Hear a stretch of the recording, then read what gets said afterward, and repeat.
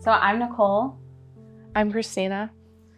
We met back in college. I always kind of knew that she had some sort of health issue because anytime we hung out, she would abstain from drinking alcohol, but I never really knew what it was. And I felt it wasn't my place to ask unless she kind of wanted to offer up some more information. So I had primary sclerosing cholangitis. I had been sick most of my life, but in high school was when I was diagnosed with liver disease.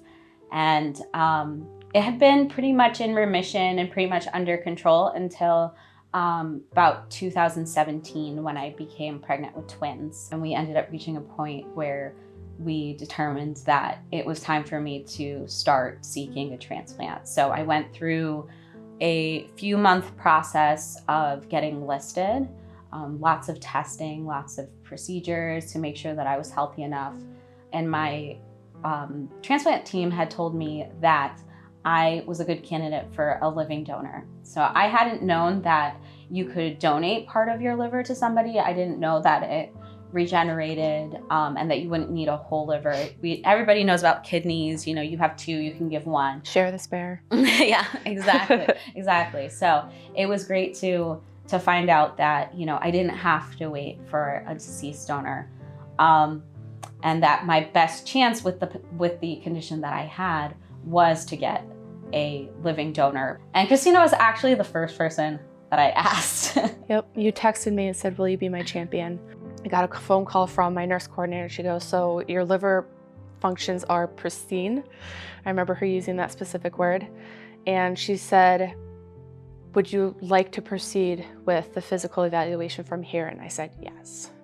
So that started 2 days of some of the most intense physical, mental, emotional, psychological examinations I've ever been through. Best physical you'll ever have in your Best life. physical you ever have. I was told at any time if I wanted to say, you know what, this isn't something I want to do, I could do that.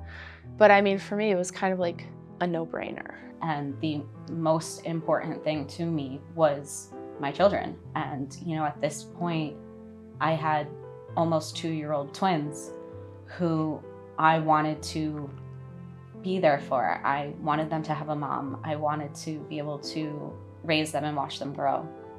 And that was my focus through all of this, was my kids need a mom. We didn't know that you could donate your liver. And in doing so, you know, those 30-some people who called for me maybe weren't my match, but maybe are somebody else's match or would be willing to donate for somebody else. I know one of my donors was lined up to donate part of his liver to another child, since he ended up not being my donor.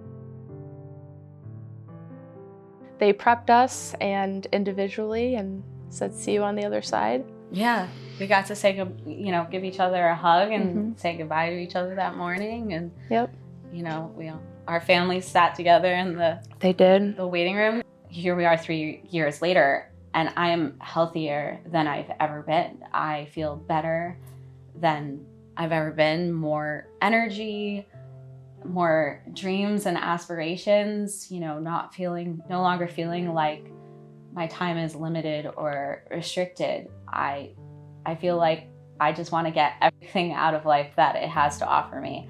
I want to be there for my kids, watch them grow, teach them things, and teach them to live life to the fullest and to not restrict themselves and try to achieve and work towards any dream that they can possibly think of, because I never thought that I would have been able to get through this and that I would still be here today. You know, this is extra time that I wasn't supposed to have, but I do have because of Christina and because of organ donation. You know, the liver regenerates within 6 to 8 weeks. I took some of the best naps of my entire life during recovery. I want to tell as many people as possible, to encourage as many people as possible, and to educate as many people as possible, because I didn't know living liver donation was possible.